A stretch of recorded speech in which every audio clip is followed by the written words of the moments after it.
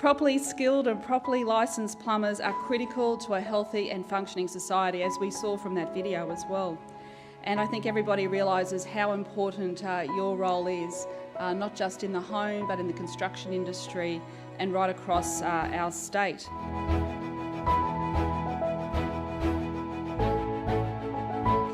And of course, I want to acknowledge every single plumber in the room today.